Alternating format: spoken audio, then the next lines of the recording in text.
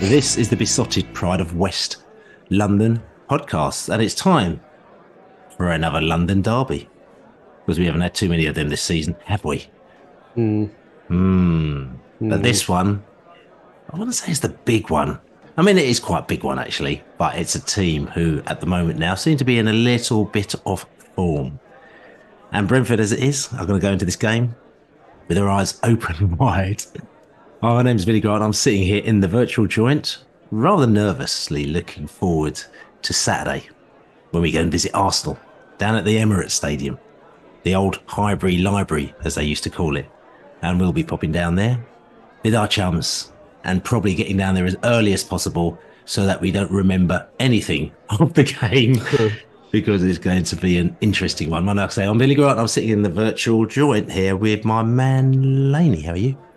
Yeah, I'm good. Thank you very much. Yeah, I'm a bit like yourself, mate. Just a bit of trepidation before the trip to North London. We saw them demolish another team on Monday night in Sheffield United. You hope we're better than they are, which we know we are. But Arsenal are in like red hot form, so we need to calm them down a bit, just like we did last year. But we'll be a bit interesting post-match podcast, that's for sure. That's right. Calm down. We got Ali Mullalley in the place. How are you? I'm all right, Bill. I'm just really disappointed that Rashford and Foden spoilt Whistler's goal of the month dream. But there you go. This is what it is. He must have thought he was a shoo-in, and then damn it. Those big clubs with their big fan bases as well. It's such a shame. But there you go. Tis what it is. It is what it is, actually. Tell you something, quality, not quantity. So, there's obviously a quantity of fans that voted to them, but we know that we've got the quality. And we're, to be fair, we're always used to coming there through the leagues and finishing probably not quite in first place. So at the end of the day, as far as we're concerned, it was a big W for the Bees. It doesn't really matter, whatever. But anyway, listen, we've got a podcast. We're playing Arsenal at the weekend. Like I said to you, we've got loads on this podcast here. I'll tell you what I'm going to run through. We've got JB, of course, with his facts and his funk. Also, we got Bees Breakdown giving statistical and tactical lowdowns on the Chelsea game, because we played them last weekend, and the Arsenal game coming up as well. We're going to listen to what the fans had to say after the Chelsea game. And also, what else have we got? Actually, tell you what we got. I'm going to go down to the Emirates as well, and I'm going to have a chat with Jamie from AFTV talking about the Arsenal game coming up as well, which is all good. But like I said to you, intro-wise, what should we talk about? Ali, there's a big game on Saturday. And then after that, we go into the international break. And that international break gives the opportunity for people to still go down to our home ground down at the older, the new Griffin Park, as we call it. well, I hope nobody's going the following weekend, which is the 15th of March, when they should be in Burnley. But there you go. I keep mixing dates out, don't I? Let's not get people at the G-Tech on the 15th, because we're horribly disappointed. Yeah, we've got the women's team are playing Ashmount Leigh in the league on the 24th of March at the G-Tech, which is fantastic. Sunday. It's a Sunday at 3:00. And anybody who went along last year will know what a fantastic atmosphere it was, what a fantastic day it was. The women's team are in absolutely stonking form at the moment. They put, after a bit of a slow start to the season, they put 14 past Camden and Islington a couple of Sundays ago. And Chloe Logie, who's the striker, scored 8 goals, which was something to see. And they had a good win on this weekend when they went 3-0 on the semi-final into the final of the league trophy. So they are on a real high. If you go and watch the women's team, you will see lots of goals. You will almost certainly see them win. They're a really good watch at the moment. It's only £2 for adults to get in and free for kids. But yeah, they really deserve a big crowd. It'll be another fantastic day. I'm really, really looking forward to it. And, there's no football that weekend. There's no Premier League. So just come along and support the girls, because you won't regret it. That's right. And I've actually put a little call out to my Padfords girls as well to see if they're going to come down. So we've got a few people have already signed up for that as well. So like I said to you, get your local football teams come down, get your local schools to come down. Just anybody come down and just, like I say, enjoy yourself. Because the last one, when we played Watford and gave them a right good tonking as well last year, it was good. It was a really good day. 5,500 people, I think, were there. Good atmosphere, good vibes, bit of music, bit of football, loads of cheering, and like I said to you, everyone that went there just really enjoyed it. So that's really worth going to. It's interesting because you talked about the game, the 14-0 game, which is like, we're talking about proper rugby scores here now, and they played Candy, which is Camden and Islington, and they're actually, a lot of people don't know this, but they're writing to be rugby grassroots at the moment now. They actually had a bit of a situation where they went on strike. Because it wasn't the women's team; it was the men's team. It was the men's team, but the men's team in solidarity. Yep. Okay, they went on strike because they said we are not playing. They got to the semi-final of the cup, and we said we're not going to play this team because the opposition team was called MHFC. MHFC, you think, well, MHFC, but their actual name was Munter Hunters FC. Which is quite bad. I mean, I'm laughing here because it's like quite bad. I mean, I sit down there talking to my wife about that, and I said, why would a team go and call itself Munter Hunters? She's going, what team is it? Are they 9 or 10? I said, no, they're grown men. She's going, kids team called that. but you know what I'm saying? She's like, grown men. She goes, somebody actually sat around in a room and decided to call themselves that. So anyway, there was all sorts of protests and everything like that, and I don't know what it's got to, but they decided to pull their game in the semi-final, even though they got through to I think they won the cup last year, and they were going to defend their title, and they said no, we're not going for it. I mean, you had a few thoughts about that, didn't you, Ali? Yeah, I think it's, well, how on earth the league, the FA, or whoever allowed them to register under that name without saying, "Oh, come on, guys, this is not on." I don't know. But yeah, fair play to Candy, their men's team, for coming up and saying no, that's not acceptable. Because I think, as with any when there's any sort of discrimination, allies are so important, and for women in football, male allies are really important. So, that's classic example of how to be a really good male ally and stand up for women players. Any women in football, I think it's brilliant by them, and fair play to them. I hope the situation ends up resolved in their favour, because the FA and the league haven't covered themselves in glory, then the other team involved certainly haven't. Well, okay, and I'm going to just be devil's advocate here, and you know me, I'm being devil's advocate, just sitting here between you. People out there saying to you, "Oh no, football's gone mad. Come on, what are you talking about? Why people are getting so offended?" Ali, why are you getting offended by it? It's a bit of a joke, but it doesn't mean anything. Because it's just.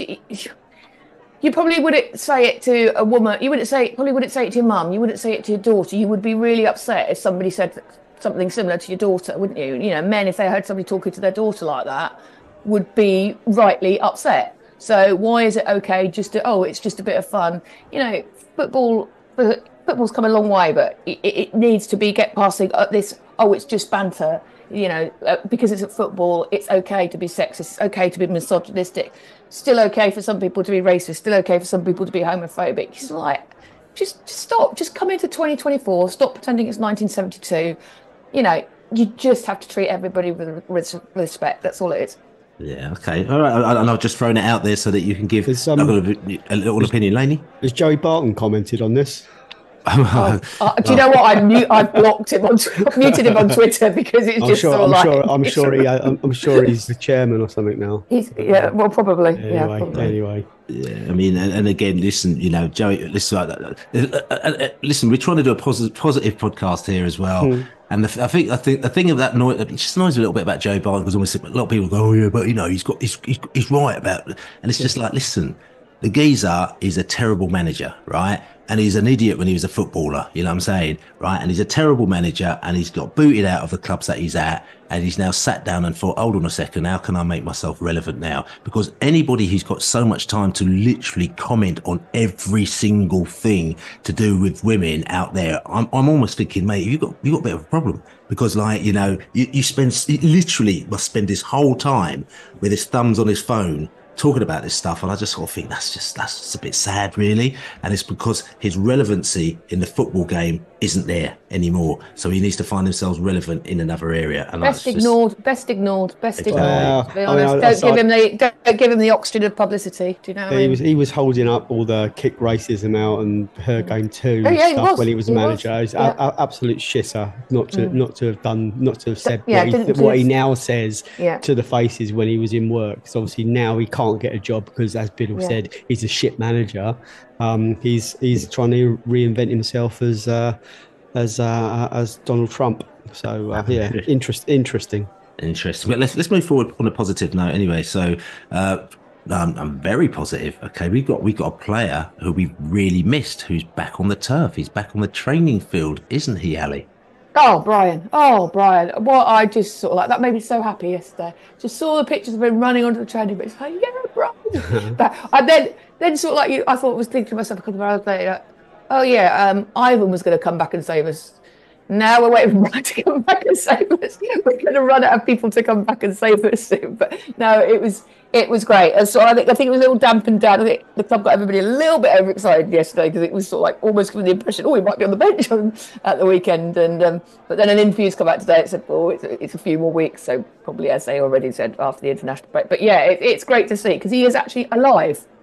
Yes. Unlike Aaron Hickey and Hickey. Kevin Schade, who we have no idea if they're actually alive or not. Well, No. I'd actually say like Ivan potentially has saved us already. I mean, I know we've got a long way of the season to go, but his goals against Forest and his winner against Wolves, there's 6 points that he's got. I was being a little bit facetious. No, I know, but I just think that you're right to say that.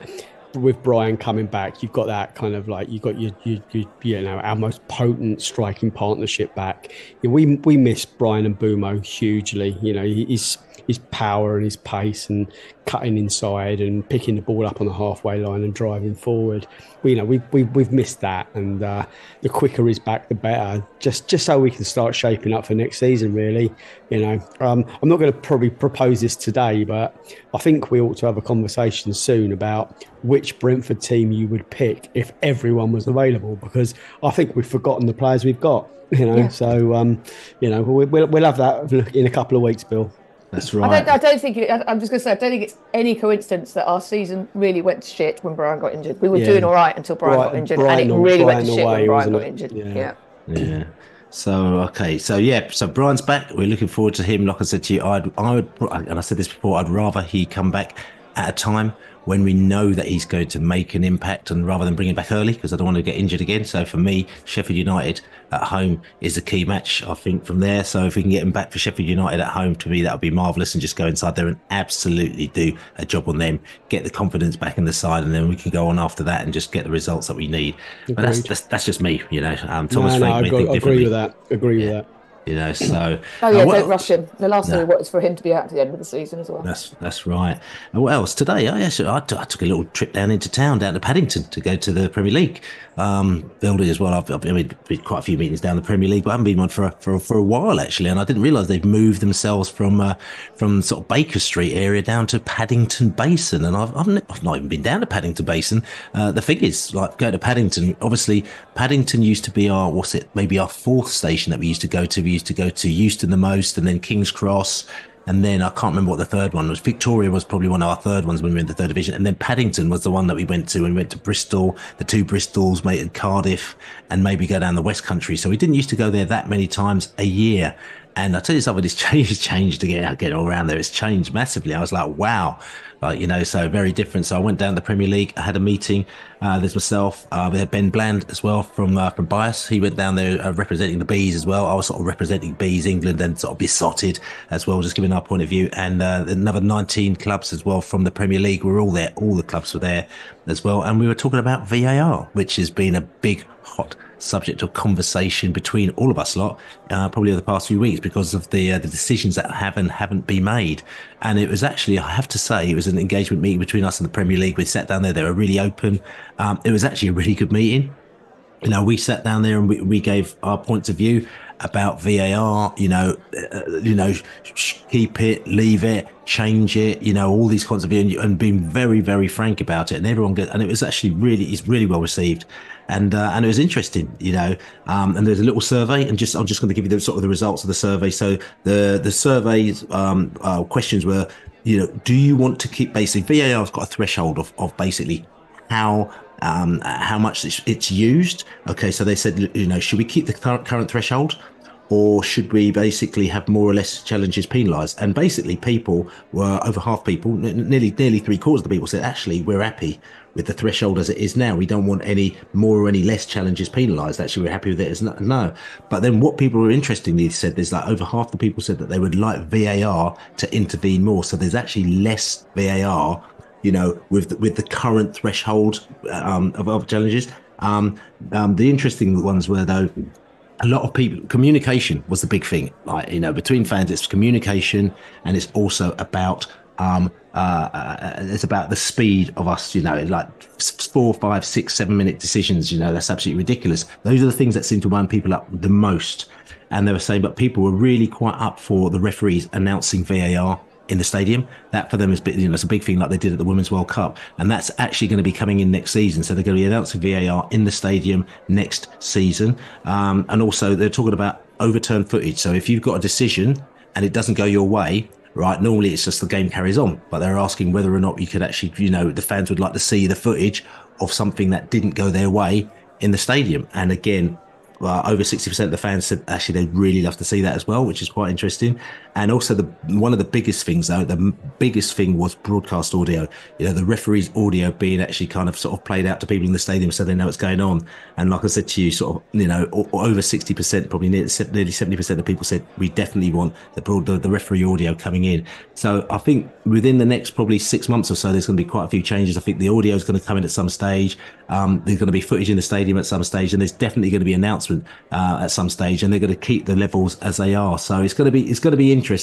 And we talked about things. I mean, I talked about the big club thing, as in like big clubs seems to get more decisions than smaller clubs. Of course, the Premier League going to sit down and say no, that's not true. But then everybody else chipped in. We had Sheffield United chipping in and Luton and everybody else saying, look, we actually think that is the case. So that was quite interesting. And the main thing for me personally is what I said to them, as I said, you're trying to make all these decisions, these micro decisions, trying to get it right 100%. But I said, having a toenail offside actually is not going to affect the game, but you might spend sort of 6 minutes trying to, to find out whether or not the toenail is offside. I said, you've got to basically increase the tolerances. And I think if you get that, the positivity is there. If they put a lot of those things into place and they decrease the time that it makes to make the decisions. I mean, we talked about the idea of teams having, 1 or 2 kind of challenges to VAR, and once you've used your challenge card up, you can't challenge again. And they're like, that's quite a good idea. Maybe we should have done that from day one. So I think there's going to be quite a few changes over VAR within the next year or so. But like I said to you, there were some positive noises being muted from the Premier League. So I think you've already got a good idea of quite a few things that we talked about in this Premier League meeting. We actually discussed quite a few other issues from that Premier League meeting in this podcast. But what we've decided to do is we've actually got to clip it, and we're going to put it out separately on prideofwest.london. Some interesting stuff. There's also some interesting stuff as well that we aren't really allowed to talk to about on the podcast as well, because it is vetoed as it is until the information comes out. But you might be able to get a little bit of an idea by listening to the conversations as to what may be coming. So really interesting conversations. Check it out on prideofwest.london very, very soon. But we're going to carry on with the podcast talking about the Chelsea game and the Arsenal game. Just last thing as well, season ticket renewals are upon us very soon, so we're going to have to be getting our season tickets, which means also that probably seats will be freeing up, because there's some people that probably decide that they don't want to have their season ticket anymore, because they're just bored of. Don't want to watch Championship football. They don't want to just. Well, they want to watch Championship football. You know what I'm saying? Yeah. So you might find that there's season tickets coming up. People may be swapping stands, or maybe they just might be swapping for their armchair going back home. So watch out for that. 25th of March is the renewals, and after that, the people who haven't renewed, you may be getting a few phone calls from the club saying, hello, would you like to have that season ticket that you've been on the waiting list for? Because apparently there's been a waiting list since we opened the grounds, and the waiting list is quite large. I think it's, I don't know, 8,000, 10,000. I don't know. It's quite big. Yeah, I believe it. I believe so. I believe that. You had a threshold of minimum number of games you have to have attended as a member to even be on the list. Okay. All right. So the people that they will phone up. So I think, I can't remember what it was, because a friend of mine is waiting, and there is a minimum threshold. You have to have attended a certain number of home games as a member before you could be on the list. Bloody hell. There you go. There you go, Brentford. Bloody hell. We're massive. We're something like 12 or something. Does Cliff Crown ring do those phone calls as well as the birthday ones? Yes, he does. Yeah. Okay. I don't know whether anybody else noticed it. It might just be my imagination, but the LEDs along the top of the North Stand. Yes. When we went 2-1 up, all of a sudden it came up with season ticket renewals. No, I saw that. It wasn't there the rest of the game, only when we were winning. It's like, well, it's almost like you can imagine somebody behind the scenes saying, quick lads, get it up now, we're winning. I look at that because it's got the Beesotted logo on it for quite a lot on rotation. It's got a Her Game 2 logo on it. I only look at our one. Yeah. I don't look at your one at all. Yeah, this is awkward. But anyway, listen, I'm going to move this on because we've got to talk about Arsenal in a bit. But before we talk about Arsenal, we have to talk about the Chelsea. Are we going to go away? We're going to have a little drink, and we're going to talk about the Chelsea. Chelsea came to New Griffin Park, and I'm going to have to say, we were, even though saying that, you know, the score predictions before, I said 2-2, and I think Laney said 1-0 in that one as well. That's right. Yeah. So yeah, we were kind of like, and those were hopeful predictions. I believe, you know what I'm saying? We sort of sit down there thinking, oh no, I'll be quite up for a draw. You know what I mean? And we went into that match really not expecting very much. I mean, I wasn't expecting very much at all. And I know that every single person I spoke to, they didn't say, oh, we might nick a little win here. We might nick a little draw here. They went to that game just thinking, let's go to the game and let's just hope it's not like West Ham, basically. And that's what the thoughts were. And we went into that game in the first half. We kind of sat back a little bit and just kind of like, oh, is that the you know, they scored the goal, but we could have probably done a little bit better. But we weren't out of sorts. But in the end, we came away from that game gutted. We didn't get a result in it, Laney. Yeah, I think we kind of get we've become a bit too used to losing. Let's be honest. It's you know, the comparisons to last season are really stark. You know. This time last year we were thinking about, you know, are we going to qualify for Europe? And this year we're thinking, are we going to survive? And, you know, I think we both know the answers to those two questions then and now. You know, I don't think we ever thought that we were going to qualify for Europe, and I don't think we think we're going to get relegated. I think, you know, both things were just kind of like too much to ask for and too bleak in this case. The West Ham performance really did kind of put the cat amongst the pigeons, because it was probably, although we scored a couple of goals and it was only a -2 sort of swing in the goal difference, we looked weak, and you just thought Chelsea are technically a better team than West Ham, or they should be. Chelsea are going to really cause us problems, and we were like not clutching at straws thinking it was going to be a draw. But yeah, that was on the positive side. Not most of us would normally go for a win there, I'd say, but on the day, you know, Brentford got back to, you know, really pleasing us in so much as that they even a depleted team, which this still is, they really dig deep, and there's players there that have got criticism, and some have been given grief or written off as not really good enough for Brentford if they want to push on. I'm talking about, you know, Zanka and Mads Roslev, and you know, they both had pretty impressive games from where I was, and it. We were unfortunate. We could have lost the game as well. Let's be honest. You know, Chelsea did have, you know, they had the Sterling chance after they'd equalised, and you know, they had a couple that were not sitters, but you know, Palmer should have scored, and there was another chance later on where it was another shot where Flecken looked like he was taking the fetal position, where he was so happy to have the ball in his hands, and I think at that stage we knew we were going to get a point. So from thinking we were about to beat Chelsea and do the double to holding on for 1 point, it was a bit stressy, but we got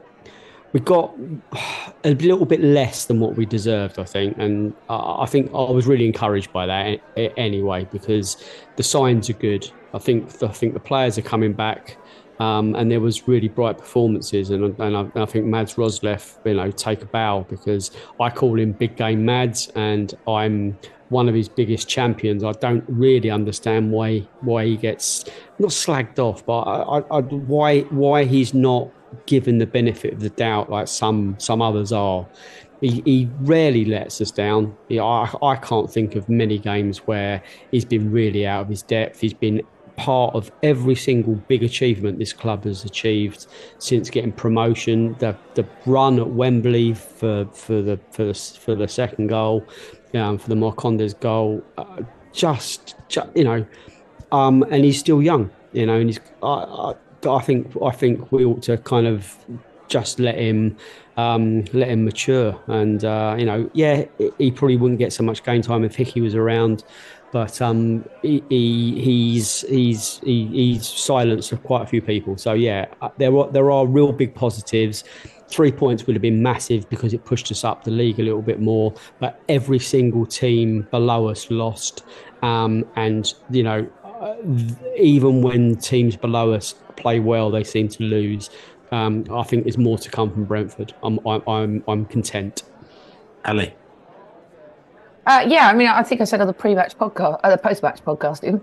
I think that could prove to be a really crucial point come the end of the season.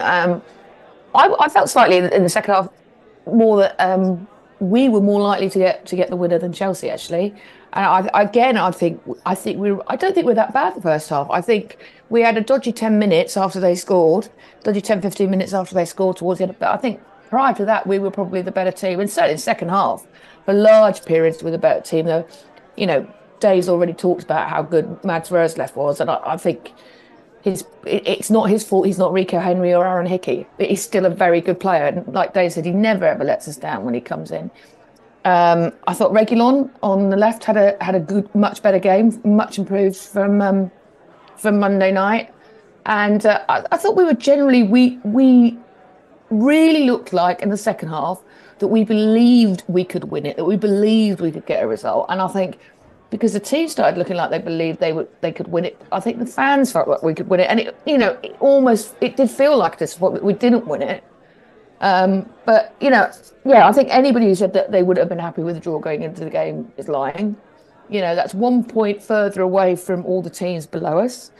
And this, one thing that's really, annoying me a bit about this is Ivan Toney's playing like he doesn't care. I'm thinking, did you watch the same game as I watched? Because Ivan, he didn't score, but he was involved in the build-up to both goals. And he was holding the ball up, doing those things he does well. And I think people have forgotten that Ivan Toney was never this maniac who ran around at 100 miles an hour, pressing everybody outside. I think he's possibly carrying an injury. He's possibly got a tail of whatever illness he had. But, he wasn't outstanding, but he did the job that he was there to do. And as did everybody, really. I think there wasn't really anybody who really let us down. I think we should have done better for both of their goals, and crosses into the box is something we've really got to work on. Defending crosses into the box has been a problem for a long, long time. And we're going to have to do better at it against Arsenal. But yeah, I thought it was a really promising performance, and I think it gave us a bit of a kick and a bit of belief that I think we needed after West Ham. That's right. So listen, we've talked about the game. We're going to go over to the terraces. We're going to listen to fans to hear what they had to say immediately after that Chelsea game. I don't think Chelsea are very good, but with the team that we got, that was a decent performance today. Disappointing goals, two similar goals, back post headers again. We've done that a lot this year, but you can't really fault much else about the performance and the effort, and the people who couldn't see where the next point was coming from. Well, there's one. We probably need 3 or 4 wins now. You can see that we can get those. There were some top performances as Thomas is out there today. Norgard, Toney. I've got to give credit to Mads Roerslev today because he's coming for a little bit of stick about not going forward. He was our most creative attacker for most of that game. Disappointing. I think in hindsight, it's not a bad point either. It was disappointing because we hit the post twice in the second half. The 2 back post headers was their 2 goals. They didn't create anything much more than that, really. Nothing particularly dangerous. No Fleck and wonder saves were required. So, we certainly deserved the point. I think we probably deserved the 3 overall. And I thought we're good. Before the game, looking at the lineup, etc., I wasn't overly excited. I wasn't expecting anything really from it, especially the way we played on Monday as well. I'm very pleased with the performance, pleased with the point, and we could have done better. Given that their second goal came from the fault that always happens to us, ball goes into the box, and we simply don't have the centre-backs to deal with it properly. I'm not an expert in the art of defending, but there is clearly an issue there which we've got to sort out if we want to go on. I suppose at the end of the day, a point will do us, will help us, but I do feel that it's 2 points drop rather than 1 point gained. And at this time of the season, this point of the season where we are in the league, we need those points. Roslev, I thought, had a really, really good game, deserved to score that goal. And I think Ivan had a really good game today without actually scoring, although I would say at the end he needed to pass or shoot in that move right at the end there, but I thought he held the ball up really well. And what drives me up the wall is he gets zero protection from referees. There are loads of occasions in that game you think, that's Haaland, it's a foul, it gets given. And what's he supposed to do when their defender's got their arms around his neck? Yeah, I enjoyed a really, really positive performance. You've got to be here to really appreciate that, just how hard the boys worked today. And it does make it disappointing when you look at the end result and you think, it feels like you're only getting a point out of it, doesn't it? Which I don't want to turn my nose up at it, but with the chances that we had, with how good we played, hitting the woodwork twice, it is a bit disappointing not to get the 3 points, yeah. The important thing is the mentality when you're playing. And when you've got that and you're playing positive and the fans get behind you, it all feeds into itself.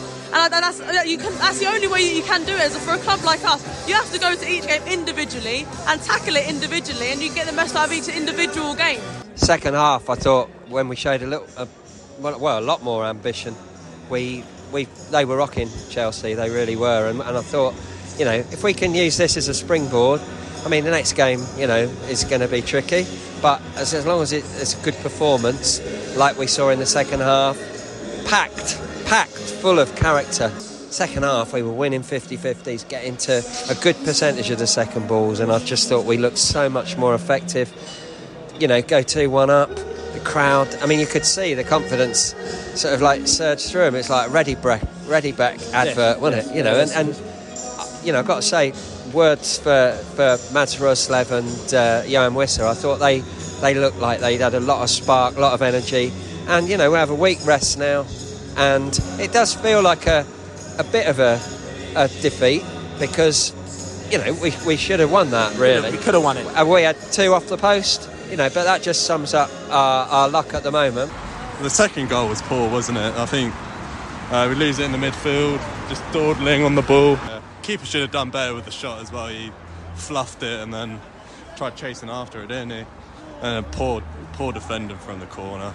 Yeah, I think if you were offered a point before the game, you would have taken it. But then to sort of come out with it like that, you think, especially when the 3 points are there, 2-1 up, game was in our hands. It was, a bit disappointing in the end, but I guess better than the previous weeks. In general, football in general, it's all about consistency, and really we haven't been consistent enough this season, be it defensive problems, injuries or whatever. But I think if we carry on the way we did today, there's no way we are going down, because really we were solid, we looked strong. There was a couple of individual errors. You put them to one side. I think you look back at this game and think, you know what, that's a good point. There you have it.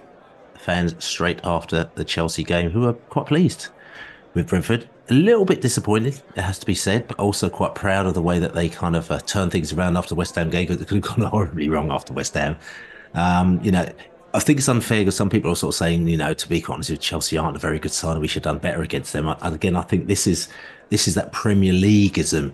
I'm not putting ourselves down. I'm not trying to sort of say, look, you've always got to sort of imagine Brentford as being rubbish, and if they actually get a result, it's a bonus rather than us actually kind of aiming higher. I'm not like that at all. I'm just a realist, and I just know the fact that we've had a million injuries, we've got players out, we've got a defence that it's non-existent, and then we've got new players in. We've had to have new players coming in and out all the time.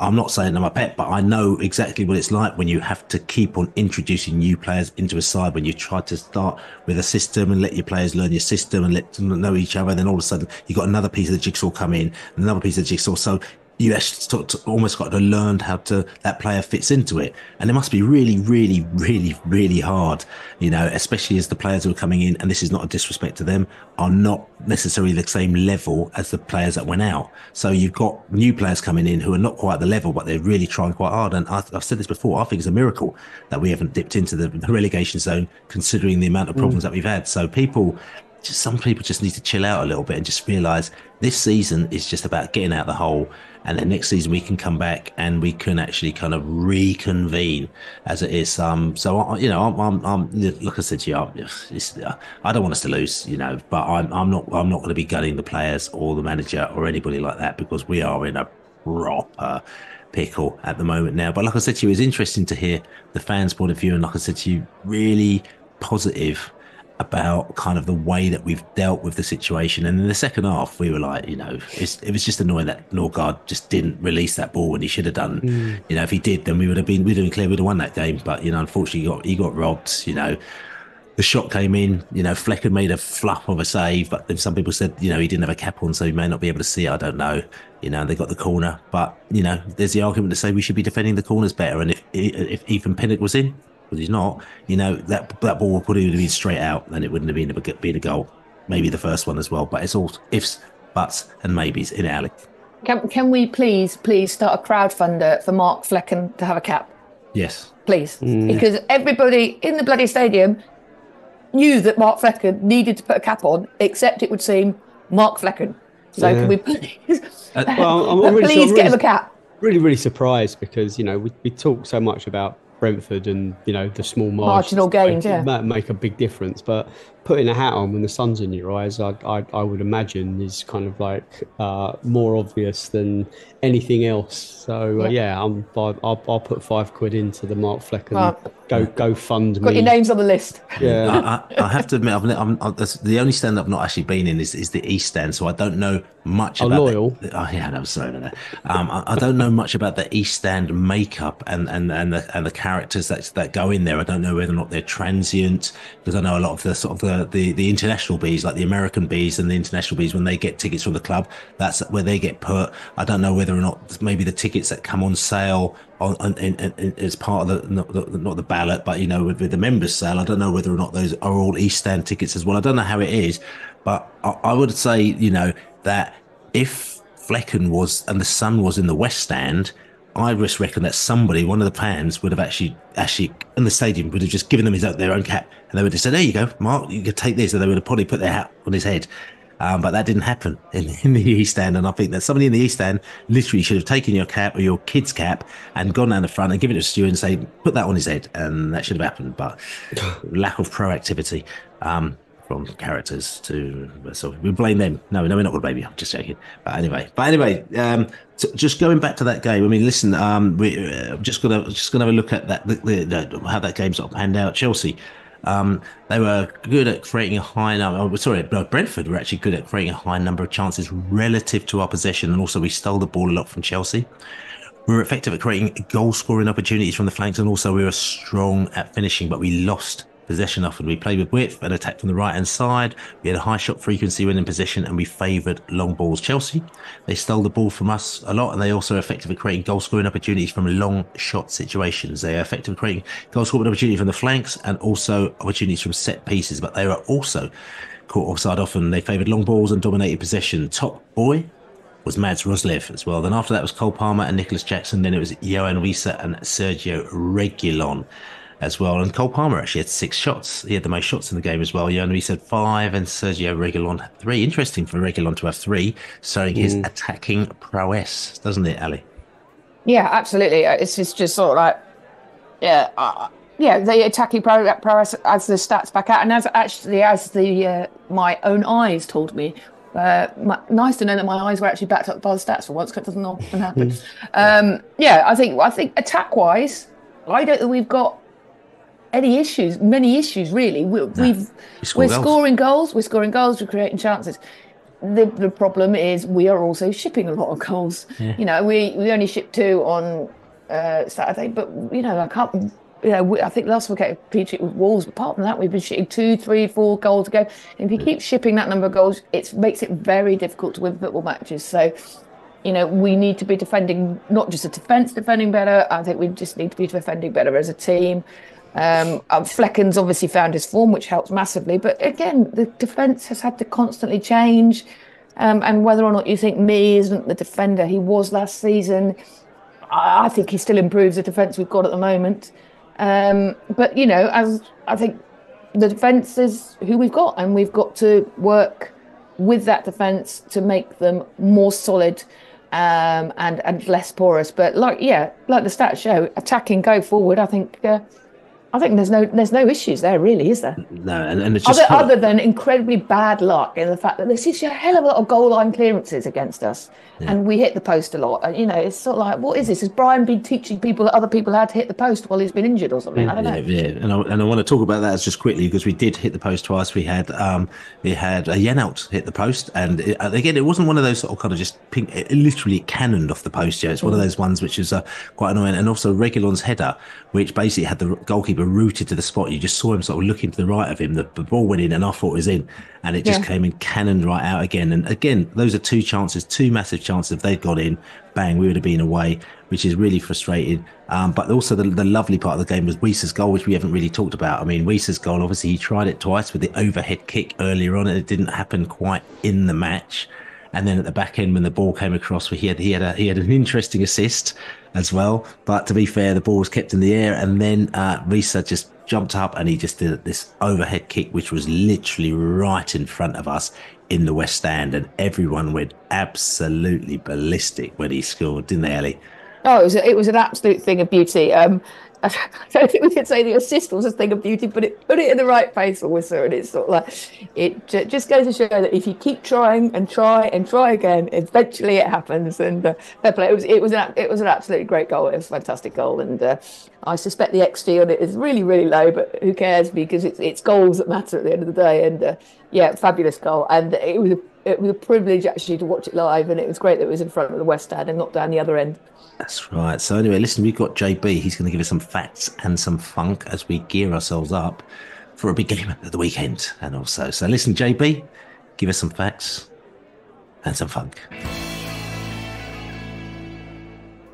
you ready for this? I told you it was coming. Who? JB. And he's ready to stock it to you one time. Get it. Hello, Jonathan Birchall back again. Our 3 Premier League trips to Chelsea have been fruitful affairs, resulting in maximum points. But at home, we previously had just a single point and not scored any goals. In fact, you have to go back to October 1938 for the last time we scored a home league goal against Chelsea. That was in a 1-0 win, and it was scored by Bobby Reid. He was a left winger, a position usually associated with the number 11 shirt, now worn by Wissa. But this was so long ago, it was actually the last season before shirts had numbers on them. On Saturday, Mads Roselif became the first starting fullback to score this season. Ivan Toney didn't score. Of the teams we've met in all our 3 Premier League season, he's only failed to register a goal against Chelsea and against Crystal Palace. For the first time in the last 10 seasons, we had no corners awarded in a home game. We started this season with an unprecedented 3 draws from our opening 4 matches. We then had 1 more at Forest on the 1st of October, but have then gone 5 months and 19 games, which is half the season, without a draw. Our longest ever such run in the top tier. After the game on Saturday, Ivan Toney made his way to East London, to the O2, changed into a suit, and 5 hours after the final whistle, he was on stage to give out an award at the Brits. Clearly this is a Brentford first. The closest historical story which has even remote similarities, which was back in 1979. That day centre forward Lee Holmes finished the 3rd tier game at Griffin Park against Southend. Immediately after the final whistle, he jumped on the back of a motorbike and also made a dash to East London, this time to Barking. He arrived there by 5:30, just in time for his wedding, although not with enough time to change out of his Brentford kit, which he wore under his bridegroom suit. Pretty sure, though, there were no red and white stripes beneath Ivan's suit. So there you go, JB, facts and funk. And like I said to you, Chelsea, bit gutted, didn't get the result, but like I said to you, I think things are looking positive. At the end of the day, yes, Ali talked about clean sheets. You know, you're not going to win if you get clean sheets. My argument is that between now and the end of the season, we're going to have 2 probably 3 clean sheets. You just will do. You just don't know where they're going to come. Ironically, we'll probably talk about it later. Probably come on Saturday. You know what I'm saying? But listen, I don't want to jinx it as yet. So anyway, so instead of my guesswork, right? Because I'm just guessing, I'm just making things up. Let's go to somebody who actually sits down in front of a computer and he actually works things out, right? He's giving the statistical lowdown on that Chelsea game. And also he's looking forward to the Arsenal game to show us how we're going to tear Arsenal apart. We got the Gowler from Beats Breakdown. And he's tear him a new one, I thought you were going to say then. That's right. He's going to give us the statistical and the tactical lowdown of the Chelsea and the Arsenal matches. Hey, this is Jacob Galler with Bees Breakdown. So for that Chelsea review, Brentford finished with 1.83 XG to Chelsea's 1.81. But even with how close that is, Brentford fans may be a bit disappointed with dropping points after going up in the second half. And I thought that Brentford utilized their high press and man marking less than normal. But they were able to situationally use that to create shots from defensive actions, and then occasionally Chelsea broke Brentford's press, but luckily they wasted a lot of those chances from those scenarios, and the Bees had success going forward from sending crosses in, and they completed 7 crosses in the box, which was the most so far this season. And Roslev's accuracy led to much of that success. He completed 4 crosses in the box with 3 key passes, and he ended with 0.4 XAG. And I probably say this every week, but it's hard not to notice how crucial Norgaard's defensive positioning and emphasis on winning second balls is. He ended with 10 tackles and interceptions, along with 10 ball recoveries, as he continues to lead the Premier League in that statistic. Alright, so for that Arsenal preview, they're currently 3rd in the table, but they have the best expected goal difference by only allowing 18.4 expected goals against so far this season. And for reference, Brentford have allowed 15.8 expected goals against just over the last 8 matches. It's also no surprise that Arsenal lead the league with 65 goals after beating Sheffield 6-0 and scoring 5 goals from cutbacks, which is exactly what Brentford struggled to defend in the West Ham match. Arsenal are still massively overperforming. They've scored 10 more goals than expected, which is partly due to their shot selection. They have the highest goals per shot on target percentage, and they have one of the lowest average shot distances, along with above average finishing. It's making them one of the most dangerous teams in the league. It's also no surprise that Arsenal have created 13 goals from corners this season, thanks to their set piece coach that used to be on Thomas Frank's staff. Arsenal are using similar strategies to Brentford on set pieces. They'll use blocking, decoy runs, and different variations to gain an advantage. So it'll be crucial for Brentford to be tracking runs and then taking advantage of their own set pieces on the other end as well. So there you go, the Cowler. Bees Breakdown, stateside, massive, posse, whatever you call them. And like I said to you, always interesting. You can check out Bees Breakdown of their article on the Beesotted website, beesotted.com, and you can check it out. He's done the latest Bees Breakdown of the Chelsea match, and like I said, you're always really interested to sit down and work out him working down exactly, what we've done, what Chelsea have done. A lot of people turn around and goes, you should be giving her the crown jewels away, you're giving her the information. I'm not being funny, but if these very rich Premier League teams haven't got an analyst sitting down there and doing that kind of stuff, right, that we've got the Gowler in America doing, then they may as well pack up and go home, because they've all got it and they've all done it, and they'll have sat down, they've got the videotapes and the rewind videotapes and the analysis, and they know all the stats, and they'll know all this kind of stuff anyway. Do they still use videotapes, Bill? Yes, that's right. Yeah, they do. Betamax. That's right. Which is all good, You sort of sit down there just rewinding. I'm saying 15 minutes. Go and have a cup of tea while we just rewind the tape. Yeah, we've got to wait for rewinding it. Yeah. And then it'll get stuck in the machine. You'd have to get your pencil out. That's right. You got the younger kids out there thinking, what are they talking about? They say that a lot, I think. Yeah, that's right.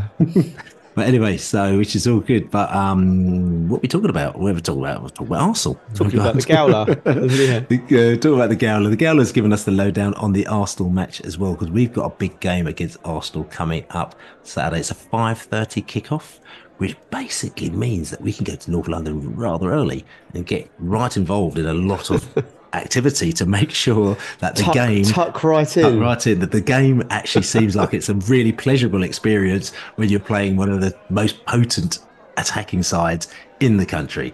We're going to go away, have a little drink, come back. We're going to talk about Arsenal.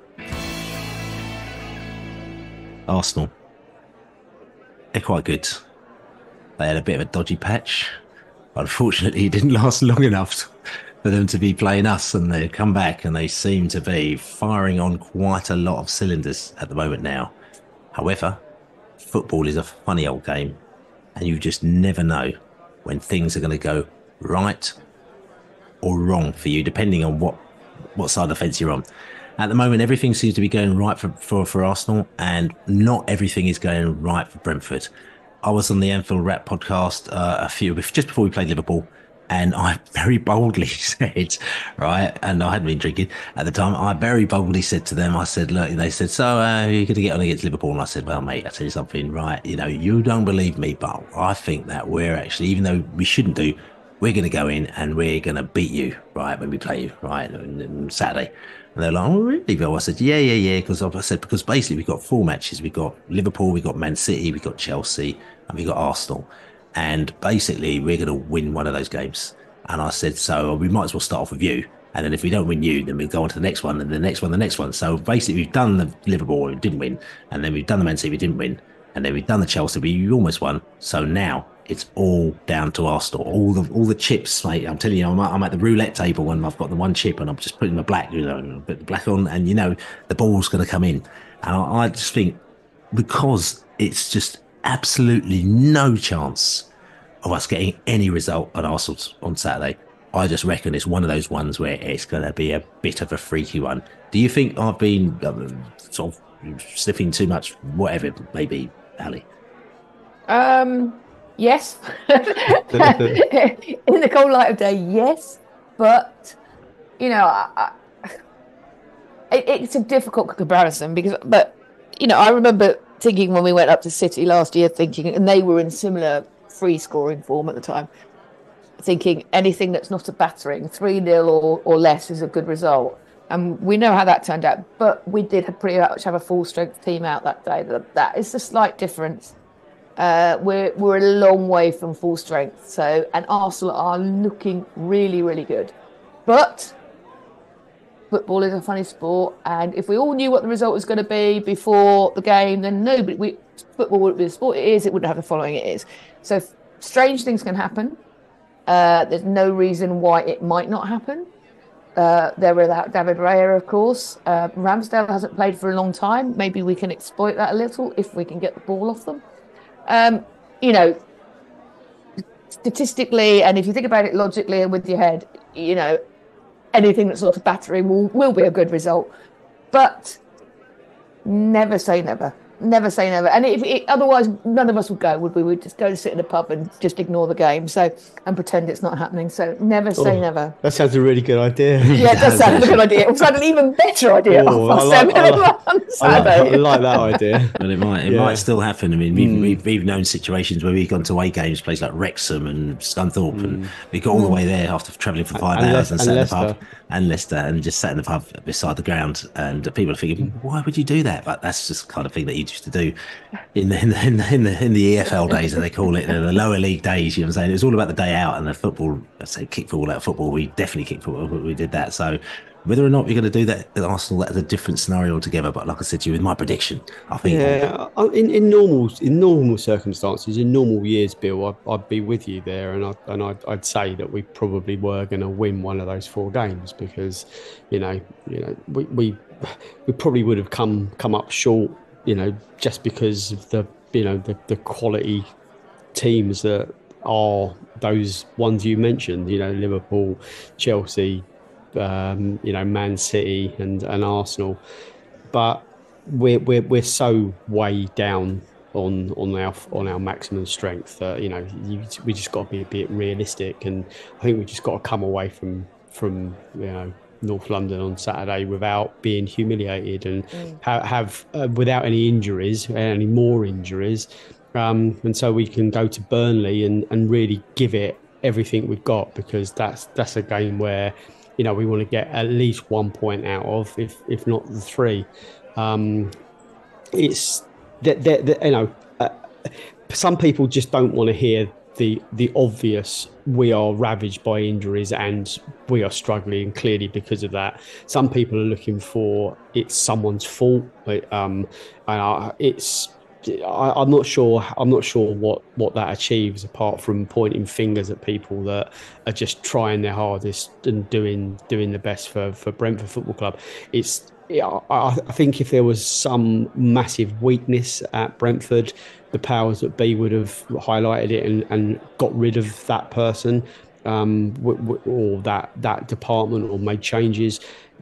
This Brentford Football Club have achieved what they've achieved by being at the cutting edge of most things. They're not going to let a glaring error or a massive weakness just fester. It's just not what we're going to do. So, and you're talking specifically about, just. I'm talking specifically about, there seems to be, there is this kind of, not movement, but there's a kind of like a few people that have coined a phrase of, anyone that defends the team, or anyone that kind of makes excuses for the season as being a happy clapper, which I find really amusing. That supporting your team through thick and thin is seen as a negative. I'm not saying know your place. You're a fan. Just blindly sip the Kool-Aid and watch us get relegated. If we had our full strength team and we were where we are now, then there's problems. But it's just bloody obvious, really, isn't it? It's like saying, you've got a puncture in the car, and you're wondering why your car's not working, but you're not allowed to say that it's because you got a puncture. It's because it's someone else's fault. It's the mechanic that fitted it or whatever. But then some people turn around and they'll say, well, okay, but the recruitment wasn't right, because we should have recruited players in December or in the summer to have made sure that this situation wasn't happen. 100% get that, and there is some merit in that. I'm not saying I'm not saying like everything has gone our way and we're where we are just by pure fluke. But we did, from my perspective, and I'm a critic, because I'm a critic as well. I don't blindly follow everything, but we did try and spend big money, but they just didn't want to come to us. And you can't then just go and spaff that money up the wall, as an ex-prime minister once said, just for the hell of it. That's the reason. But Laney, we're so strict in the criteria of what makes a Brentford player. We've said for years that we needed a left back, and we've said we needed backup for Ivan. We said that for a long time, and we actually said pre-season we said we needed another midfielder, just in case. And so you can point the finger at some of the recruitment, but I think they did try. I think they I think they aimed a bit too high, perhaps, where we were pushing probably for Europe, and I know that for a fact. I think if we had all our team, I think the powers that be believed that we were going to improve on last season. And it's just the one after the other injuries that have kiboshed that. But yeah, you can certainly point the finger at a left back situation. But saying that, Laney, and I'm just interrupt you there, but you keep coming back to the left back scenario, and we've talked about this, like I said, for seasons. But I know for a fact, this is the whole thing. It's like they're saying we'll buy when we buy a left back, we're going to buy. We want to buy a wicked left back, somebody who really suits. So I know for a fact that they bid for a number of players. This MLS player end up going to I think he ended up going to Monaco, right? Again, and we bid for him. We've looked at certain players where we've been looking at situations, and like I said to you, it's been quite difficult. But the left back scenario has been a situation. But and I know their plan in place was if one of our left back goes. So if Rico Henry does go down, right, it was Aaron Hickey who was meant to step in, right? Which he did for a while. Right, she did for a while. But their whole thing is that said we had no idea. You can't plan for Rico Henry being out for 8 months and then Aaron Hickey being out for 8 months, because he said that is just something that, and then all the other defenders being out as well. So it puts you in a bit of an impossible situation, because as we said, these players are injured. They haven't left the club, so you can't just sign another player. You can't, because it's almost like you're not replacing them, because they're still members of the squad, and it's almost like you're praying for them to come back, and you're just praying for yourself to go, look, let's get this over and done with. Let's get. And that's the awkward situation that we've been in, which we've probably actually never been in, because we've had long-term injuries, but we haven't had sort of massive long-term injuries on such a massive scale. Which means that you can't replace players. I agree. I think going back to the original point. The original point was there certainly seems to be a reluctance to give like the full implications of what is obvious is a massive injury crisis. That almost certainly on its own, plus the Ivan Toney suspension, has meant that we've struggled. We started off all right, and maybe that's masked. Well, it masked the problem, but it's probably saved our bacon. If we didn't have such a great start, the win at Fulham, etc., we'd be probably looking down the barrel at the moment. It's just so it's just that drawing the line under this section really is like, we need to just get the season over and done with and rebuild, and it's good if we're not involved in a pre-season competition or a tour. I'm sure there might be some friendlies, but not like last year. We need to just prep for next season, survive as quickly as we possibly can, get Thiago in the camp, and all the players that are fighting their way back from injuries, and then have a proper, really, really big go at not resurrecting our reputation, but just kind of getting back to where we were last year. Just to add to what Dave's been saying, actually, I think what highlights it more than anything else for me is at no point would anybody have said we need to buy another centre half. We've always had for this season plenty of centre halves, and now we're down to the bare bones in centre half ranks. So that highlights for me more than anything else the injury crisis. But we've hardly got any. We've down to the bare bones of the centre halves. We've literally got one fit full time, so to speak, rather than lone player fullback left, which is Mads Rose left, and it's. You could say, oh, well, we should be able to deal with it and blah, blah, blah, but we haven't got the squad depth because we are a small club that other clubs that we hear about injury crises at Liverpool, Newcastle, wherever all the time, who have much bigger squads are able to deal with. And these injuries have all been to first team starters, not to squad players or somebody who comes off the bench, probably with the exception, you'd say, of Josh. First team people you would have said would have been first team starters at the start of the season. So that underlines it. I don't think, probably almost since September, we haven't been able to field our first choice 11. So, and it's just got worse. And there's a couple of things I want to say about this. This whole thing really winds me up. This player's not trying. The players are not trying. Absolute bollocks. Absolute crap. None of those players crosses that white line on a Saturday or whenever. Thinks, I can't bother today. Can't be bothered. None of them. Not one of them. So, that really winds me up. Not performing at the best of your ability for whatever reason, whether you're just having an off day or whether you're carrying an injury or, hey, you're just not good enough compared to Manchester City, or you're not good enough compared to whoever. That is not the same as not trying. And, I would say anybody who wants to boo a performance has the absolute right as a paying customer to boo that performance. That is your absolute right to do that. But if you boo the performance and then your coach comes out and says, I'm not really happy about the fans doing that, don't then throw a hissy fit because you've exercised your privilege to show that you're not happy when he exercises his privilege to say that he's not happy. It works both ways. So I think everybody needs to start. To people, no, can I just say very quickly? No, explain to me what happened, because some people listening, they may not know what happened. Well, there was a bit of, I'll be honest here. I think Jay Harris, the Brentford reporter, the Athletic, did a bit of shit stirring at the press conference after the game. There was a bit of booing at the end of the first half. There's a bit of sort of like, oh, maybe it was at the ref, maybe it wasn't at the team, whatever. But anyway, Jay Harris called Thomas's attention to it in the press conference, saying, how do you and the players feel about the booing at the end of the first half? And Thomas said, "Oh, really? I wasn't aware of it, but really, if that's the case, then basically, what the fuck are you?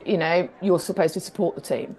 And a lot of people have thrown their toys out of the pram about this, saying, "Well, if I want to boo, I'm going to boo," which absolutely nobody's saying you can't boo, but then you're exercising your privilege to say you're not happy. He's got every right to exercise his privilege to say that he's not happy about what you've done. So everybody's team needs to get behind the team, support the team, and we all need to be on the same page here. And let's stop having a go at whoever, having a go at this player, having a go at the coach, having a go at other sections of fans. Let's just, God, we should all be in this together, really, shouldn't we? So, I've got a question. Is there an acceptable time to boo? Right, and I'm asking that question because, you've got different scenarios that they may that may have. A team comes off the pitch and is 1-0 down against Chelsea, where they probably could have been 1-1 when they haven't played that badly, and you've got booing. Are there other scenarios what Brentford or another team might be in where you think actually that's fair enough for the fans to boo, because fans are saying I'm allowed to boo, but is there kind of almost like a predicament? I think it's a different threshold for everybody. Isn't it? XB you're talking about, Bill? That's right. Yeah. XB. Yeah. Expected Martin boo. Rowland's boo. I don't think I honestly don't think I've booed Brentford. I don't think I've come close. I've come close on a couple of occasions. Yeah, but it might have been a couple of occasions, but it may have been 6-1 at Leigh Road in whenever it was when we got hammered by Colchester. But I think the point is, I don't think losing in the. I just don't. I can't see why you would boo. I agree with Ali. It's it's your right to if that's what you want. But I'm not sure anything's really warranted that. I don't think it achieves anything at the end of the day. I don't think it achieves anything to boo a team that is low on confidence. I don't think it achieves anything. I don't think it helps them. There's a few people coming, oh yeah, well all the booing gave them the kick up the backside for the second half. They needed absolute bollocks. Whatever was said in the dressing room gave them whatever they did, why they came out in the second half to do that, not because a few people booed. So don't try to take the credit for an improved performance in the second half. You want to boo, that's fine, but if your coach then says, well, I'm not very happy about people booing, don't just throw all your toys out the pram. Yeah, so listen, talking about booing, we're going to go over to the Turkish. I'm going to go down to the Emirates. I'm going to have a chat with the Turkish. Boo Arsenal, yeah. Down at the Emirates station, because I'm going to find out from Turkish whether or not, because I know the Arsenal fans, they do a little bit of a boo, because if it hasn't reached the threshold that they think about, there's a little bit of kind of boo action that has been going on in the past. So maybe I might ask his opinion on booing and whether or not there is a right time to boo and a wrong time to boo. We're going to go over to Jamie from AFTV. We're going to have a little chat about the mighty Bees and the not so mighty Arsenal. So big game Saturday. I'm actually here. I'm actually here already. I'm so excited about the game. I thought I'd come down to the Emirates and I'll be hanging out here, and I might even go to a couple of the bars that we're going to go to and just try out a few places before we actually get to the game on Saturday. But I'm standing outside here with James from AFTV. We thought we'd flip the script a little bit. I always talk to the Turkish man, I always talk to the Robbie man, but I thought, nah, mate, he's got to change it up this time and talk to the James, because James, I don't know, I've got no idea what he's going to say. He might say, no, Arsenal's going to get relegated this season, and if he's going to say that, I need to have this down on tape so that we can put it out there and loop it and remind him about it next season. But James, how you doing? Well, I'd love to put that prediction out there, but I think we just secured safety a couple of weeks ago mathematically. So yeah, really excited to chat about the game. We're getting to a really exciting time of the season. Always, I'm not just saying this because I'm on the podcast, always had a lot of time for Brentford, for many reasons. Growing up as I did my masters in journalism. Brentford opened the doors to us, always gave us access, always a good club. Used to go watch a bit at Griffin Park as well. So yeah, always enjoy this fixture and always enjoy seeing Brentford do well. So I'm excited to chat about it. So listen, James, first thing I want to say to you, you're a happy man. You're smiling away here. You're thinking you could see a trophy in the distance, or am I getting a little bit ahead of myself? Well, we're dreaming for sure. If it becomes a reality, we hope. it's that time of the season where things are getting exciting and we're getting into crunch time with everything. You know, after this Brentford game, there's 10 games left of the Premier League season. That's when you really start to look at it and go, okay, 10 games to go. Where are we? What's the run-in looking like? And what we're predicting for our, obviously, title hopes. But we need to do the job in the Champions League. I mean, it's hard not to look. I mean, Brentford is such a massive game. It's hard not to look to what's happening on Tuesday against Porto as well, because that's a massive opportunity to book ourselves a place in the quarterfinals of the Champions League, which we haven't done since 2009, I think, 2010. So it's a really, really big couple of days coming for Arsenal. Trophy at the end of it, I can't sit here that confidently when we haven't won the Premier League in 20 years and we've never won the Champions League, but I sit here hopeful. Okay, I'm going to ask you a question, and I'm all putting you on the spot, and you're thinking, why are you doing this to me, Billy? Because at the end of the day, you said you haven't won a trophy for a very long time, so you would just like a trophy. Champions League, and you've got the league. If you were only able to pick one, which one would you choose?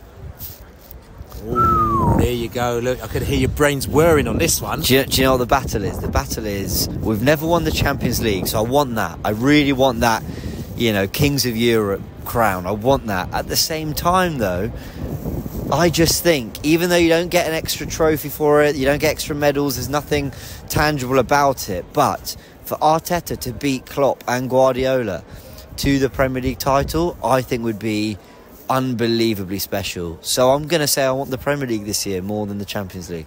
So there you go. So listen, Arsenal, I mean, this season, like I said to you, smiling, this season has gone, I'd say it's gone well for you so far. We played you, like I said to you, seasons ago, and we thought you were a very good side, but you, last season when you beat us, but then you tailed off a little bit. And I'd put that down probably a little bit to experience, player experience, and things like that. And I was talking to Turkish as well on his show as well on AFTV, which you can check it out on the AFTV channel as well. It probably should be live by now. Check that out. Me and Turkish, we always have a good old chat, chin wag, about 40 minutes talking about stuff. And I said to him, listen, you know, last season, you know, you can't buy experience, right? Players coming through, your younger players getting a year older, them having that heartbreak of losing out on things, losing out in finals, semi-finals, losing out on the title, that just makes them stronger for the following season. And you've come back this season, I believe, as a stronger side. You had a little bit of a dip, but you're coming back into it now. Talk to me about this season.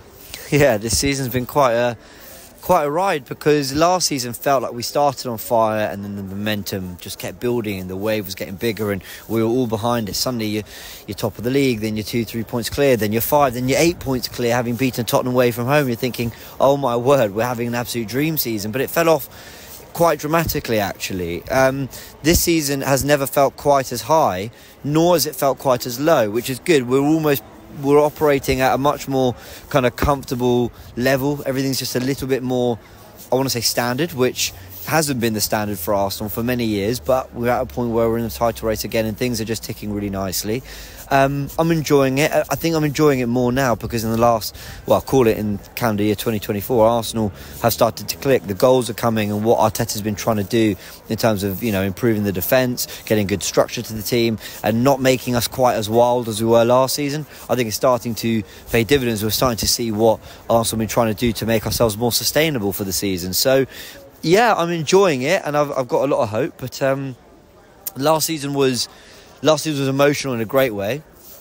Let's hope this, which has been less emotional, ends with a much bigger high. That's right. So, again, you're looking forward to some of this season. I mean, players. I mean, you're playing the Bees as well. I mean, players to look out for. I mean, you've got. I mean, we know you've got a lot of exciting players out there. You spent a lot of money on Declan Rice. This has obviously paid off for you as well. For you, who's exciting you for Arsenal? Might be a weird one to say, but Jorginho at the moment. And I could pick out Ødegaard, who's in the form of his life, and I could pick out Bukayo Saka, who's, you know, scoring goals and having a great time. And even Kai Havertz has come to the party recently, he's doing really well. But Jorginho, he's just been this kind of orchestrator. He's come into the team for certain games and everything's channeled through him, and it's given Declan Rice a little bit of licence to get forward as well. And I think that's just better balance for our midfield. But when I was watching the Newcastle game, what I couldn't believe was that they never got near Jorginho. Now, in fairness, that might be a lot harder to do than it seems. But, you know, they've got a dynamic midfield and they couldn't stop Jorginho playing. And I think that if Brentford are to slow Arsenal down, I think the way is to break up their rhythm, and Jorginho is one of the players that you've got to stop to, in order to do that, because he just knows how to find pockets and give the ball really quickly. He knows where the pass is going to be before he receives it. And watching him, having totally written off his transfer, we signed him from Chelsea, has been an absolute. It's been a privilege, really, because he's a really intelligent footballer. Yeah, and as a manager, I'm going to talk about Arteta, because he came into Arsenal. There was a lot of question marks about him, especially the season, and I have to mention this as well, where we gave you a bit of a tonking down at New Griffin Park as well. I've got to mention that one as well. But that season, there's a lot of question marks about him. It was early days for him now, but again, I find in the Premier League that people don't really seem to have much patience, and people already wanted him out and moved on. But now, obviously, he's kind of proved his worth to a certain. I mean, how is Arteta for you as a manager? Well, sticking by him was absolutely the right decision, and you've got to give credit to the owners for that. He's doing a fantastic job. I mean, he's changed his reputation in the game massively, to the point where now Barcelona are reportedly trying to, nick him off us when Xavi leaves. And who'd have said that? That our manager would have been wanted by Barcelona a year or two. Well, maybe a year ago that might have been said, but 2 years ago, that's a big jump. And I'm really happy for him, because have I always been totally behind everything he's trying to do? No. Have I been critical at times? For sure. But one thing I'll give myself some credit for is that I've always said that you could see he was a manager that would go far in the game, because the things he was trying tactically and the way he spoke about the game, you knew there was just someone who really, really knew his football. And does that translate to being you could be a very good coach, does that translate to being a very good manager? And it's starting to now, which is great to see. And he's built a side that, he spent money, there's no question, and this is his 4th full season. But to be in a position where after 4 full seasons we're saying, it's not completely out of the realms of possibility we win a Premier League title or a Champions League, I would have said that's a pretty well run process. So good on him, because he's taken a lot of heat from fans, and some of it rightly so, some of it went too far, but now he's delivering results, and we hope it continues. I've got to ask this question. He ain't playing tomorrow. I say unfortunately, a player that we absolutely loved, and we were almost in tears when he left us and he came to you. It's really funny, because when players come from, inverted commas, smaller clubs like us, and we kind of nurture them, and then they go to bigger clubs, I find what's happened is there's a little bit of a rabbit in the headlights thing going on, because people it's almost like when you when you're at school and then this new boy comes in the class and you don't quite trust him, you know what I'm saying? So a couple of people might go over and have a little chat with him, but they don't really cozy up to him too much, and it's almost like, you prove to us, mate, that you're one of us, and then we'll start talking to you. And I think the same thing happened with David Raya, where he came into the side and all of a sudden it was just kind of like, what's he doing here? I mean, look, no, we've already got our man, we've got the Ramsdale, so what's he doing? That's not fair. So I thought that he came into your side having a few struggles, having a few issues with kind of lack of confidence in his ability. Has that kind of dissipated over the past few months? The biggest problem Raya had coming to Arsenal was that Ramsdale was so loved.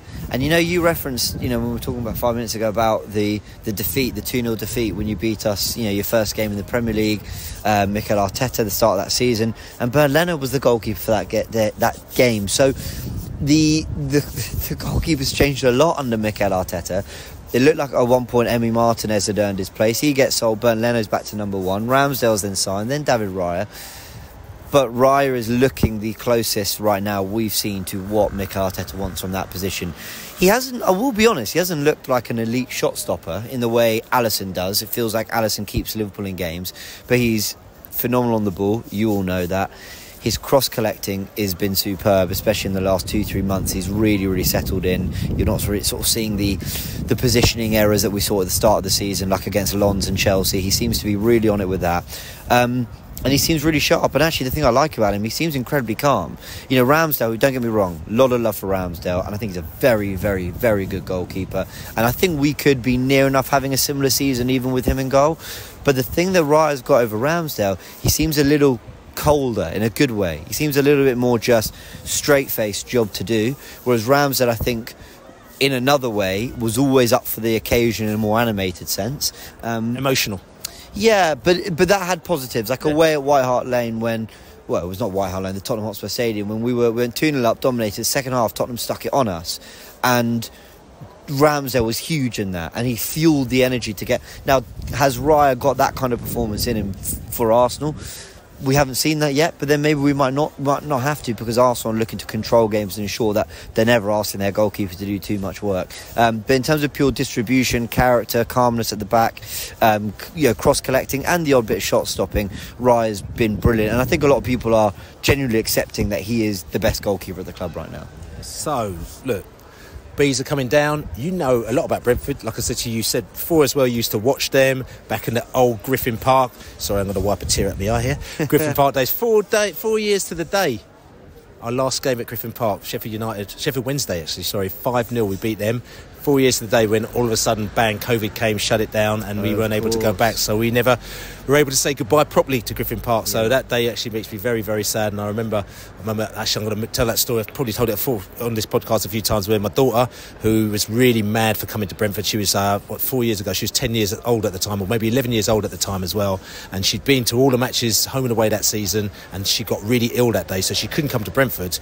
And we had the sort of COVID rumours about the thing happening. And she goes, oh, I'm really sad I can't come, because I'm never going to go and see Griffin Park again. And I went to her, don't be so stupid, of course you will, like, you know what I'm saying. She goes, no, there's not going to be any football. I said, yeah, there will be. And after that, she got it completely right, and after that there was no football. So it's really, really sad. But yeah, just talking about Brentford, tell me, listen, Arsenal, brilliant side, but there must be something that strikes a bit of fear. Who in that side must be striking some fear into you? Who's not injured, by the way, on Saturday? Yeah, look, it's the most obvious answer, but it's Ivan Toney, because he's such a handful, because he bullied Saliba and Gabriel. Actually, when you guys came here last year, we drew 1-1, because I wonder if he's, playing to prove a point, not just to the Brentford fans that he wants to repay the faith, but, obviously rumours around, potential summer move and all that. So he just feels like he's really on it right now, Ivan Toney. How he's played, throughout the start since returning in January, I'm not 100% sure, but the bits I've watched, I think he's looked really, really good. The thing about Brentford for me, we could talk about Ivan Toney, which I just have, but Thomas Frank, I think, is a really, really top manager. And like I said earlier, they opened their doors, Brentford, to young journalists who were learning their trade, and I got to be in a press conference with Thomas Frank, really classy individual. But I'm really happy for him and what he's done in the Premier League. He's made Brentford ultra competitive. Would you finish 9th last season? And I remember doing a video on my own channel saying Brentford have been brilliant, but I think because Newcastle got top 4 and Brighton got 6th and Villa had this surge under Emery, I think it sort of went under the radar how unbelievable a season Brentford had last year. Being incredibly competitive, doing the double against Man City, taking points off almost everyone in the top 6 and making life really hard for Arsenal in that game at the Emirates. And yeah, I've just got a lot of time for that. My favourite player of yours, by the way, is actually Bryan Mbuemo, but the problem is he's had injuries, hasn't he? Is he expected to play this weekend? No, he's injured. He's only just come back and he's training at the moment now, which we're very happy with. Yeah. And he's training at the moment now, and he'll be back maybe at the end of the month, which is all good, you know what I'm saying? Yeah. So, but Bruno's your top player. I love Mbuemo. Actually, I'd love to add him to this Arsenal group. Honestly, probably I love Ivan Toney, but he is someone I just think he could do a job across the front line. But yeah, he's brilliant. But if he's not available, then... And how's the game going to pan out the weekend? I mean, I was ultra humble ahead of the Sheffield United game. I said it'd be a nervy game, and we ended up winning 6-0. Please don't be humble. Don't be humble for me. Brentford have injury problems. They have had all season. I actually think you've been a little more open than I'd have hoped for in games against City and Liverpool recently. I thought you did work at the Etihad, to be fair. You made them work hard for that. But I'm going to go for a 3-1 Arsenal win, if I'm really honest. 3-1. Yeah, and I will say it's caveated with, if Brentford make it an awful afternoon and really hard work, that wouldn't surprise me, because Frank and Brentford have promised that. They've delivered that time and time again in the Premier League. Listen, James, it's been an absolute pleasure chatting to you. And listen, enjoy the rest of the season after you've played us as well. And I'll catch up for you at the weekend. Same to you, mate. Thank you so much. Thank you. The AFTV crew. And I'll say they're confident. Ramsdale is this shit David Raya, as the songs that you can guarantee those will be the songs as long as they don't score in the first minute and they just kill our singing, because that's, for me, that's just the worst thing. That's the worst thing about any game, if you play the opposition and they like West Ham when they scored them 2 goals within 6 minutes, that absolutely destroyed us. That did, because we were just like, we had no comeback from then, and the atmosphere and the singing, everything like that was just dead. So like, for me, let's get to half time as well, so we can actually have a good sing song. Ramsdale's got to get it right. Get it proper, you know what I'm saying? And then they can do whatever they need to do in the second half, or not, as the case may be, or we do what we do in the second half, which is all good. But interesting little thoughts there from the Turkish, wasn't it, Laney? Yeah. I respect what he says. He's knowledgeable, and he understands the opposition. So fair play. I go to North London, as I said in the intro, like full of trepidation. I still back our team, and then again, if that makes me a happy clapper, then I'll have a T-shirt made. I'm quite happy to wear it. I fully enjoy us being in the Premier League. I know that these are the best days of my supporting life. And I thoroughly want to enjoy it, and I want to get behind the team. And they'll be here next year. I absolutely know it, and we've still not spent a day, a second, a millisecond in the bottom 3. And I firmly believe that's going to remain the case. I might be wrong, and other people might be proved right, but I just think just chill a bit. Look at the team. Look at what we need to do to survive, and enjoy it. I think Arsenal on Saturday is something that we need to just get out of the system. And I think if we can come away from that, as I said, with our heads, a plucky point, a plucky defeat, something that we can build upon. I think, but it's all about Burnley from my perspective now. Yeah, and you say you're going to wear the shirt as well there. You just said you're going to wear the shirt there, ladies. I need to get it made first. But you need to get it made as well. But just rename the podcast Happy Cappers podcast. Happy Cappers T-shirt as well. And is that going to go with your half and half scarf as well? Because I remember when you went to Arsenal, you were always like looking, picking up, see if you can. Well, I'm going to wear. I might wear. The only half and half scarf I've got is the Brentford Leicester one. So I might wear that. I'll wear that on Saturday. That's right. Random one. No, that's right. And if you listen to, like I said to you, the post-match podcast after the Chelsea game as well, I actually spoke. I don't know if you listened. I spoke half and half man. I was half and half man. It's hilarious. I was driving on the A406 to the game, and I saw this car broken down by the side of the North Circular Road, and on the street was just loads of half and half scarves. Like I'm saying, Brentford Chelsea, half and half scarves, and this guy was there changing his tyre, and I was like, oh my god, it's half and half scarf man. So after the match, I saw him outside selling his half and half scarves, and I interviewed half and half scarf man. So definitely check the post Chelsea post match podcast if you want to listen. To be interviewed by you by the sound of it. He was absolutely thrilled. I'm not sure he was. yeah. I actually caught him before, and he goes, "You saw me, did you?" And I said, "Yeah, mate, I saw you on the side of the road." He goes, "Oh my god!" So it's quite funny. But listen, we've got our sources all over the place. They are. But anyway, sort of just coming back to that Arsenal game, because we're going to sort of wrap this up in a little set. This Arsenal game we've got coming up. Let's just what have we got coming for us, ladies? So we've got Arsenal, very good at very strong at finishing scoring chances and also defending set pieces. They're strong at attacking down the wings, creating shot opportunities, creating chances using through balls, taking chances using individual skill, and attacking set pieces. Where they're weak, avoiding offside, and that's about it. They control the game in our half. They like the ball, they keep the ball, they like to attack down the right, they like short passes, they attempt through balls often, but they're non-aggressive, and they basically play the same first 11 most of the time. So lucky them. That is very different to us, very, very daunting, isn't it, Laney? It is. I wish David Raya was playing, to be honest. I think we know his weaknesses. There's a good chance we could get at him. He's weak in the air.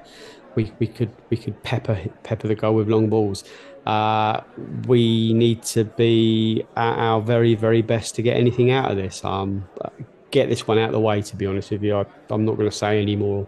I just want to, I want to go there. I know there's some really good pubs, there's some really good breweries. I just go there for the day out, to be honest with you. And just get it out of the way.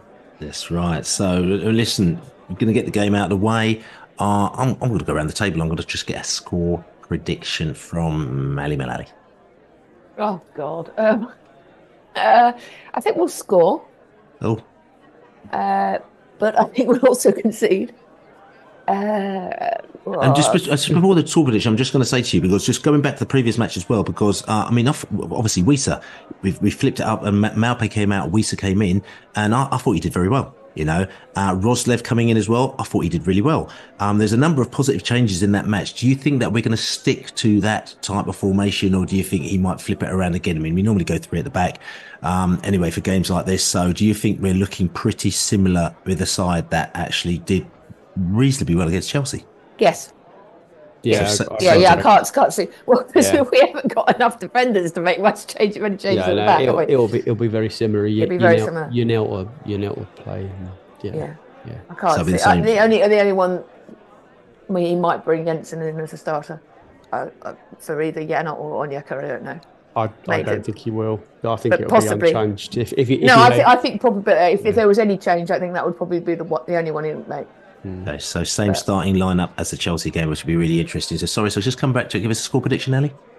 Oh, she was faffy. You can't come on. Yeah, Get on with it. 3-1 Arsenal. Oh, here we go, Laney. 5-1 Arsenal. Oh, Jesus. And I'm going to go 2-2 to the Mighty Bees. Mighty Bees. That's not 2-2 to the Mighty Bees. It is, because if it's 2-2, it's a result to us. 2-2. 2-2 is a result to us, is what I'm going to say. Right, you know what I'm saying? Which is all good. So listen, Saturday, it's going to be all good. I've managed to orchestrate a game. We're playing, Panthers are playing, LTFC, I think it is. So we got an early what game. on earth does that stand for? I don't know exactly. I didn't even bother to ask them, actually. I just said, right, we'll just stick to LTFC. So we got LTFC in the morning, which is all good, nice and early. And then I'm going to be heading straight on the train from Southgate all the way down to the Arsenal area, and we're going to hook it up in some sort of brewery. So where are we going to be hooking? I don't know, Laney. We're going to be going somewhere. We would hook it up about sort of 12:30 or something like that, starting off on that. So I'm actually looking forward to meeting up for a few beers beforehand and getting ourselves nice and lively. So, like I said to you, this is the Beesotted Pride West. Sorry, Bill. Yes, Sunday, 3:00 at Brentford. Brentford Women are playing AFC Whiteleaf. I used to work in Whiteleaf, actually, right by the station there as well. When I used to come all the way from Brentford area and drive all the way down to Whiteleaf, which is just behind Purley as well. But that's got nothing to do with the game at all. That's the Ron Nodes area actually around there as well, just to let you know as well. But again, a lot of useless old school Brentford information. This is the Beesotted Pride West London podcast. Thank you very much for listening to us. Don't forget to buy us a beer, beesotted.com/beer. Thanks for your support. Thanks for subscribing to us. Thanks for writing a review on all these good podcast channels. And like he said to you, Saturday we're going to Arsenal. We're going down there right early. We're going to get this so early. We're going to make lots of noise. We're going to give Ramsdale some grief. We're going to go Ivan Toney. As we say, come on, you bees. David Raya, you're just a shit David Raya. Come on, you bees. Go on, you bees. Go on, Brentford.